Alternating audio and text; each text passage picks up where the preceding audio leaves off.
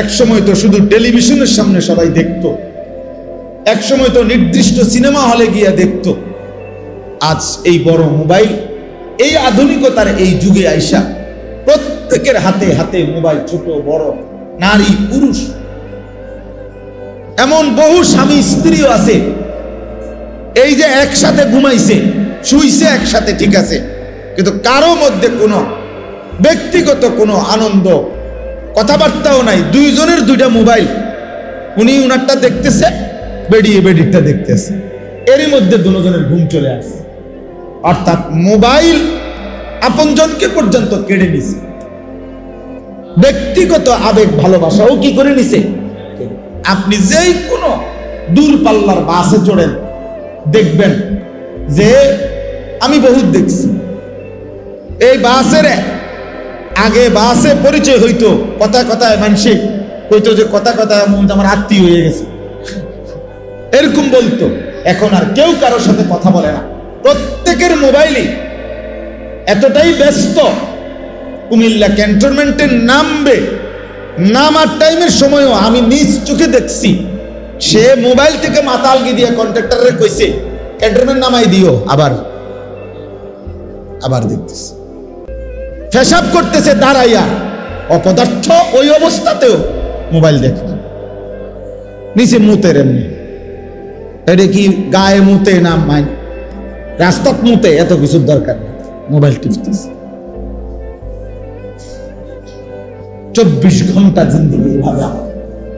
তাহলে এইভাবে নাফরমানি, আল্লাহর অবাধ্যতা মাত্রাতিরিক্ত। বেনামাজি সব যুগেই ছিল, কিন্তু এখনকার সমাজ এই পরিমাণ সাহসী যে দিনের পর দিন, বছরের পর বছর ভদ্র ভালো ফ্যামিলির মুসলমানের ছেলে মেয়ে এক ওয়াক্ত নামাজ পড়ে না, এটাকে বাপ মাও কিছু মনে করে না, সমাজ পরিবার এলাকা মহল্লার চাচা জ্যাঠা দাদারাও কিছুই মনে করে না,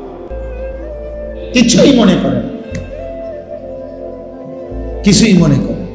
অথচ ভদ্র ফ্যামিলি, ভালো ফ্যামিলি, কিন্তু ছেলে গত 1 বছরে কোনোদিন বলতে পারবে না যে ফজরের নামাজ পড়ছি কি, অথচ বয়স 16 বছর 18 বছর। মা বাবারও কোনো আফসোস নাই, সন্তানেরও কোনো আফসোস নাই। এটা যে কোনো অপরাধ, এটা যে একটা পাপ, এটা যে একটা অন্যায়, এই অনুভূতিটাও নাই। কি ভুলে গেছে তাও ভুলে গেছে, কি জানা নাই তাও জানা নাই। এই হলো বাপ হালাত, এই হলো হালাত, এই হলো জিন্দেগি। সারা দিন সারা রাত কারো অর্থের নেশা উপার্জনের, কারো নারীর নেশা, কারো ক্ষমতার নেশা, সবাই আমরা দুনিয়া ভোগ করার নেশায় ব্যস্ত, সবাই ব্যস্ত। আপন মা বাপ কি নিয়ে এত ব্যস্ত যে এই ব্যস্ততার কারণে ছেলেটারে কুদ্দুর নামাজি বানাবে এই সময়ও হাতে নাই, মেয়েটাকে পর্দানশীল বানাবে এই সময়ও হাতে নাই, স্ত্রীকে পর্দানশীল বানাবে এই সময়ও হাতে নাই।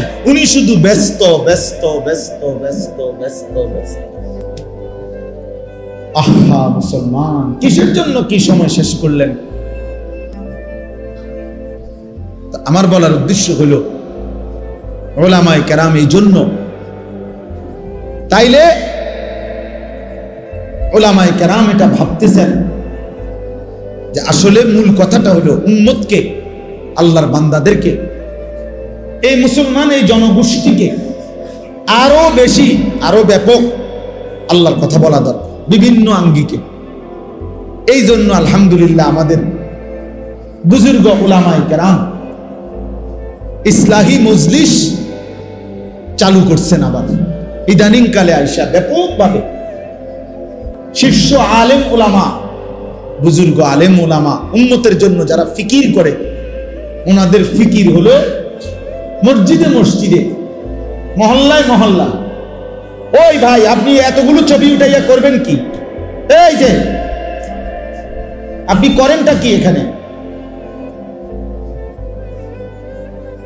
নিজে নিজে ছবি উঠাইতেছে, এটারে ঘুরাইতে আছে মোবাইলে, আবার হাসতে আছেন।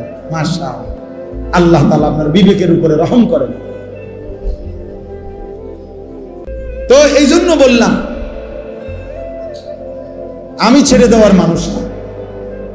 আমার কথা এক কথা, আমি জীবনে কোনোদিন দরকার হলে আর আসবো না, কিন্তু একবারই বলে গেল আমার হিসাব সই। বুঝেন নাই কথাটা? আমি জনপ্রিয়তা দিয়ে ঘাস কাটমুনি, আমি তো ভোটে হারাইতাম না, তা আমি জনপ্রিয়তা দিয়ে করবো কি? আমি তো কোনো প্রার্থী না নির্বাচন। আমার আল্লাহর কথা বলা দরকার, বলা দরকার। একজন হোক 10 জন হোক, কিন্তু মনোযোগ দিয়ে শুনতে হবে। গাফেলকে বলে 1000 বছরও কোনো লাভ নেই। গাফেল 1000 বছরও কোনো। আমাদের সমাজে দেখবেন যেই সমস্ত মুসল্লি শুক্রবারে জুমার বয়ান ইমাম সাহেবের চেহারার দিকে তাকাইয়া শুনে মনোযোগ দিয়ে, তাদের জীবন খুব দ্রুত পরিবর্তন হয়। যত মানুষ গাড় নোয়াইয়া নিচের দিকে অমনোযোগী, হয় জুরায় নয় জিমায় অমনোযোগী, এদের জীবনের পরিবর্তন হয়। বিড়ি খায় তো খায় আছে 60 বছর বিড়ি, চা দোকানে গপ মারে তো আজকে 90 বছর বাঁকা হয়ে গেছে, এখনো চা দোকানে গপে মারে। তাহলে আপনি আজকে 40 বছর ধরে চাচা কি ওয়াজ শুনলেন, 40 বছরেও কোনদিনে এত লম্বা সময় আপনি বুঝলেন না আখিরাত কাকে বলে, গুনাহ কাকে বলে। 60 বছরেও কি আল্লাহর নাফরমানি ছেড়ে দেওয়ার সময় হয় নাই? বলেন ইনসাফ কি বলে? 70 বছরের সময় হয় নাই? আস্তাগফিরুল্লাহ। আপনি বুঝের হইছেন কতদিন আগে, কত বছর ধরে? তো এজন্য বললাম, ওলামায়ে কেরাম বুজুর্গানে দ্বীন ভাবতেছে, চেষ্টা করতেছে, মসজিদে মসজিদে, মাদ্রাসায় মাদ্রাসায়, মহল্লায় মহল্লায়, মাসিক হোক সাপ্তাহিক হোক, আরো বেশি আল্লাহর কথা বলা হোক। ইসলাহি মজদি সংশোধন, ইসলাহ মানে সংশোধন, উম্মতের সংশোধন, মানুষের সংশোধন, ব্যক্তির সংশোধন, যেন এই বলতে বলতে ধাক্কা দিতে দিতে কলিজার মধ্যে, বিবেকের মধ্যে আঘাত করতে করতে যেন কিছুটা পরিবর্তন হয়। এই জন্য আমরা ব্যাপকভাবে ইসলাহি মজলিস আরো অনেক আগের চাইতে এই শীত গরম রোদ বৃষ্টি সর্বাবস্থায় ফিকির করি যে আল্লাহর কথা বলা দরকার। কয়জন এটা দেখার দরকার নাই, পোস্টার আসেনি, মাইক আসেনি, হ্যান্ডবিল আসেনি, এত কিছুর দরকার নাই। আল্লাহর কথা বলা দরকার, আল্লাহর কথা বলা দরকার, আল্লাহর কথা বলা দরকার। উচিত তো আমার শায়েখ আল্লামা মুফতি মুশতাকুন নবী সাহেব হুজুর তো বলেন যে উচিত তো হ্যান্ড মাইক নিয়া, নিজের ব্যাটারি লাগাইয়া, নিজে চার্জ দিয়া, হ্যান্ড মাইক দিয়া হকারের মতো উম্মতের দুয়ারে দুয়ারে আখিরাতের কথা বলা হচ্ছে যে হে ভাই, এই নামাজবিহীন সেজদাবিহীন এই জিন্দেগি তোমার জাহান্নামের দিকে নিচ্ছে।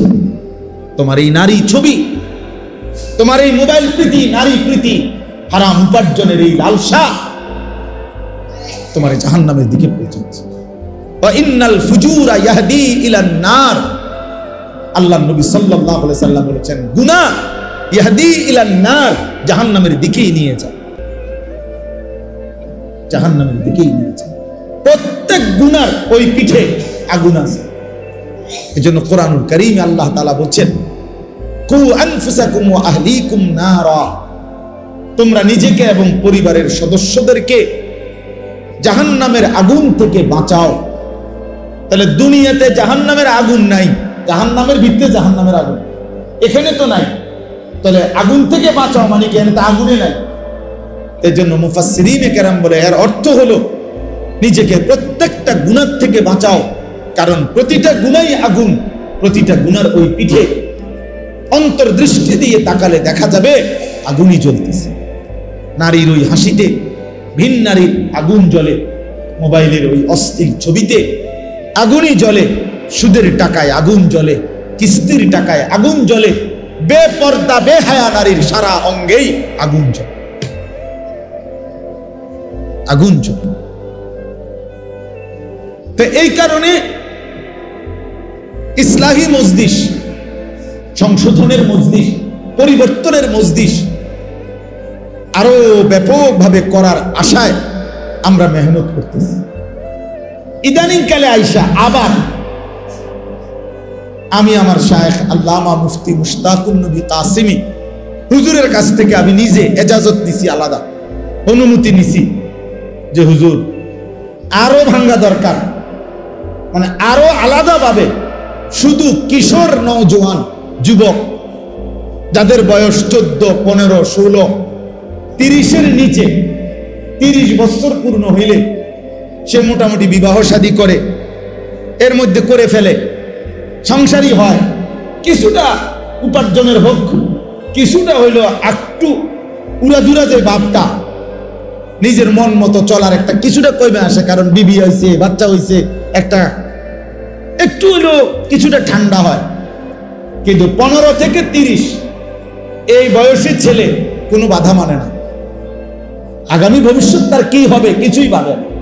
নারী, ছবি, মদ, জুয়া, জিনা, ব্যভিচার, গান, বাদ্য, আড্ডা, কারণ শরীর পুরা সামর্থ্যবান, এতটুকু সময়ের মধ্যে উল্লেখযোগ্য তেমন কোনো রোগ নাই, একদম তাগড়া শরীর, সারা রাত জাগলেও সমস্যা নাই, সারাদিন শিক্ষারলেও সমস্যা নাই, হ্যাঁ মাইলকে মাইল দৌড়াইলেও কোনো অসুবিধা নাই, কারণ তার শরীর তো যৌবনের মূল সুস্থতার সময়। এই সময়টাতে অসংখ্য কিশোর যুবক ছেলে এই পরিমাণ চরিত্রহীন হয়ে গেছে, এই পরিমাণ গুনায় ডুবে গেছে, ওইখান থেকে যার কেউ উঠাবে তো উঠাইলেও দুর্গন্ধ চুবে, উঠাইলেও দুর্গন্ধ চুবে। আমি ব্যক্তিগতভাবে শত শত কিশোর যুবকের ব্যক্তিগত ঘটনা আমি জানি, যেটা হয়তো মা বাবা আন্দাজও করতে পারে নাই। এমন ফুটফুটে আমার 10 বছরের ছেলে আজকে 18 বছর না হইতেই এই 8 বছরের ব্যবধানে তার 2টা সাফা ভিতরে ঢুকে গেল কেন? এত অল্প বয়সে তো সে এত ভাঙে যাওয়ার কথা না, এত অল্প বয়সে তো চোখ এত ভিতরে যাওয়ার কথা না, এত বয়সে, এত কম বয়সে এত উদাস, এত হতাশ। চেহারা শুধু দেখলেই বোঝা যায় কোথায় হারায় আছে, কোথায় গেছে গা, কোন রাজ্যে ভাইসা গেছে খবরও নাই, খবরও নেই।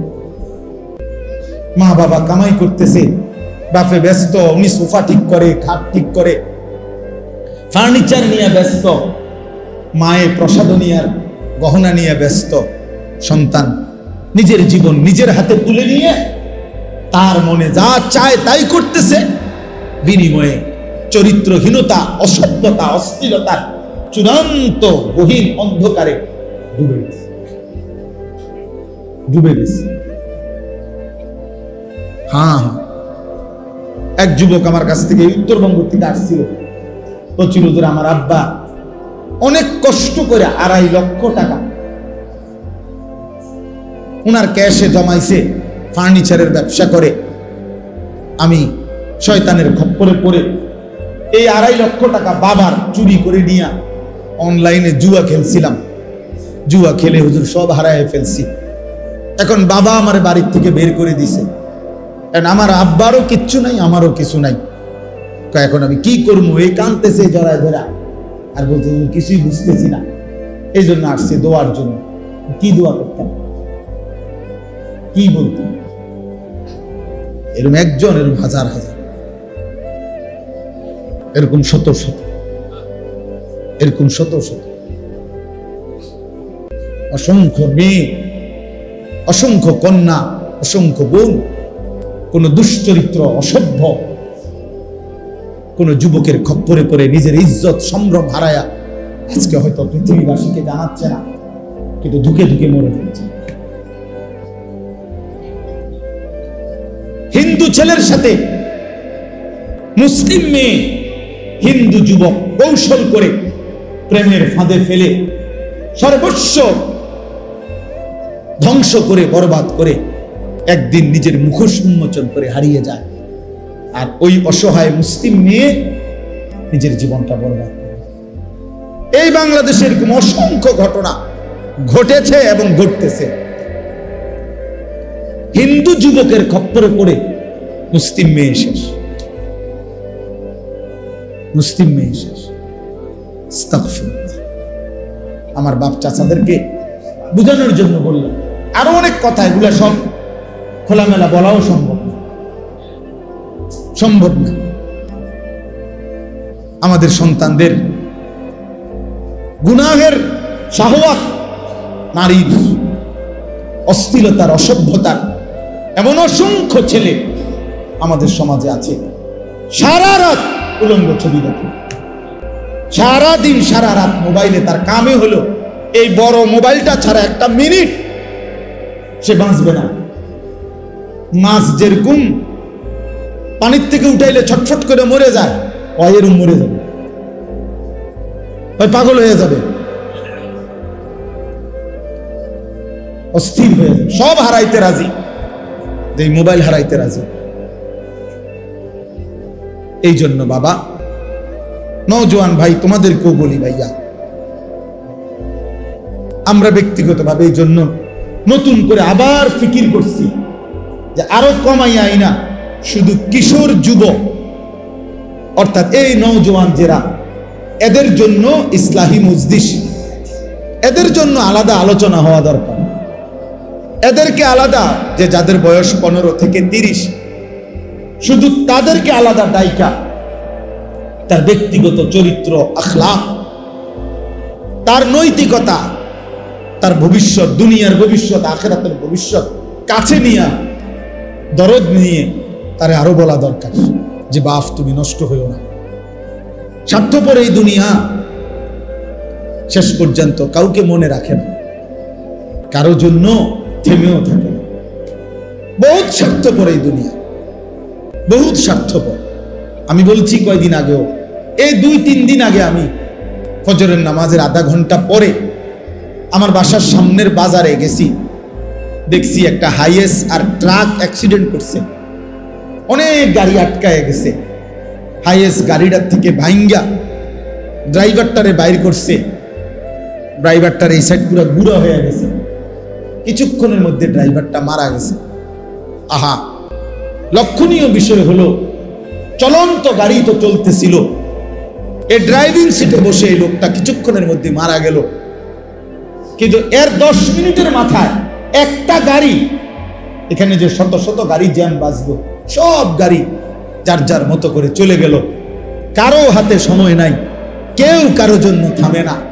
বিকাল বেলা আর কেউ কারো খবরও নাই, চিহ্নও নাই, কারো জন্য কেউ অপেক্ষা করে না, কারো হাতে সময় নাই, কারো হাতে সময় নেই। এজন্য স্বার্থপর এই দুনিয়া শেষ পর্যন্ত কাউকে মনে রাখে না, কারো জন্য থামে না। আমার আমি আমি আমি ভালো থাকলে আমি ভালো আছি, আমি মন্দ তো আমি মন্দ, আমি মরে গেলাম তো মরেই গেলাম, এই পৃথিবীর জায়গায় রয়ে গেল। তোমার জন্য কেউ থামবে না, সূর্যও না, চন্দ্রও না, আলো বাতাস রোদ বৃষ্টি কেউ না, একটা মানুষও না, একটা মানুষও না। এ দুনিয়া বড় স্বার্থপর, বড় স্বার্থপর। এজন্য বাপ আপনাদেরকেও বলি, যুবক তোমাদেরকেও বলি, তুমি নষ্ট হয়ে গেলে শেষ পর্যন্ত মনে রাখো তোমার জন্য কেউ থামবে না। আপনাদেরকে বলি বাবা, স্ত্রী সন্তানের জন্য যদি আপনি হারাম উপার্জন করে জীবনটা শেষ করছেন, কোনোদিন পাবেনও নাই। সুদের টাকা, কিস্তির টাকা, হারামের টাকা, ওজনে কম দেওয়া, ধোকাবাজি, প্রতারণা করা উপার্জন করা দরকার ছিল না।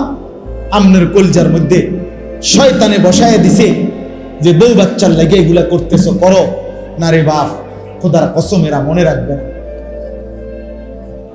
এরা মনে রাখবে না, এরা কোনোদিন বলবে না, এরা মনে রাখবে। দুপুর বেলা জানাজা হইছে, আসরের পরে জানাজা হইছে, কানছে 2 ঘন্টা 4 ঘন্টা, জি পুত, নাতি নাতনি, স্ত্রী সন্তান। ওই দিনকেই এশার নামাজের পরে দেখা যাবে এরা সবাই পাশের বাড়ির থেকে ভাত তরকারি রাঁধে আনছে, এরা খানা খাইতেছে, এরা গোশত খায়, মাছ খায়, ডাল খায়, সবই খাইতেছে এরা। এরা না কানছে অনেক, ওই কানছে আর কি। এজন্য আমি নিজেকে বরবাদ করে আমার কবর, আমার আখিরাতকে নষ্ট করে আমি আমার স্ত্রী সন্তানকে হারাম খাওয়াইতে হবে, খোদার কসম এটা কোনো মুমিন করতে পারে না। কোনো মুমিন করতে পারে না। আমার ছেলে কোনোদিন এক ওয়াক্ত ফজরের নামাজ পড়বে না, আর এমন জানোয়ারের জন্য আমি কামাই করুম, কমপক্ষে আমি আনিস এমন বেকুব না। তার লগে আমার আগে বোঝাপড়া করা দরকার। তুই মুসলমানের বাচ্চা কিনা আগে এটা বল, তুই ইমানদারের সন্তান কিনা বল বেটা। যদি তুই মুসলমানের বাচ্চা হস, আমি তোর জন্য মাথার ঘাম পায়ে ফেলে কামাই করমু, আমার এই কষ্টের উপার্জনের কিনা ফ্যান, খাট, পালং, সোফা, ফার্নিচার, বাজার সদাই, আর তুই বেঈমান সারা রাত মোবাইলে নারী দেখবি, ছবি দেখবি, কোনোদিন ফজরের নামাজ পড়বি না, এমন জানোয়ারের জন্যই আমি কামাই করলাম না। এমন হাইওয়ানের জন্য কামাই করতে বলছে কে? যার কপালে সেজদা নাই, অত মানুষ না। এখানে আছে, দেখেন আপনি। আল্লাহ তাআলা বলছে সবচেয়ে নিকৃষ্ট মানুষ সে যে নামাজ নষ্ট করে। ফাখালাফা মিন বাদিহিম খালফুন, প্রত্যেক প্রজন্মের নিকৃষ্ট কারা? আল্লাহ বলেন আদাউস সালাহ, যারা তাদের নামাজকে নষ্ট করে দেয়। এখানে তাফসীরের মধ্যে লিখছে অর্থ হইল যারা নামাজ ছেড়ে দেয় তারা না, বরং যারা নামাজ পড়ে কিন্তু নষ্ট করে। অর্থ হইল তিনটা: এক, যে ব্যক্তি নামাজ পড়ে কিন্তু সবসময় বিলম্ব করে, যথাসময়ে নামাজ পড়ে না। দুই, যে নামাজ পড়ে কিন্তু নামাজের ফরজ, ওয়াজিব, রুকু, সেজদা, তাসবিহ এগুলো ঠিক মতো আদায় করে না। তিন, যে নামাজ পড়ে কিন্তু নিয়মিত জামাত ত্যাগ করে, মানে নামাজের জামাতে পড়ে না। এই ব্যক্তিকে বলা হয়েছে সে নামাজ নষ্ট করে, সে নিকৃষ্ট মানুষ। তাইলে যে নামাজই পড়ে না সে কি? সে কোনো আইটেমের মধ্যেই নেই। না, হে কোনো আইটেম নাই, হয় কোনো কি প্রকারের মধ্যেই নাই, ওর আলাদা কোনো প্রকারে নাই। বেনামাজির কোনো পরিচয়ই নাই, বেনামাজি কোনো মানুষের কাতারে না, বেনামাজি কোনো ইনসানে না। বেনামাজি কাল আনআম, চতুষ্পদ জন্তুর মতো, অথবা তার চাইতে নিকৃষ্ট। উপরে উঠার কোনো সুযোগ নেই। গরুর চাইতে উপরে যাইতে পারবে না সে, ছাগলের চাইতে উপরে কোনো মর্যাদা তার নাই, কুকুর বিড়ালের চাইতে বড় কোনো মর্যাদা তার নাই। আর যদি বেশি নামাইতে হয় তো এর চাইতে নামাইতে হবে, উপরের দিকে যাই।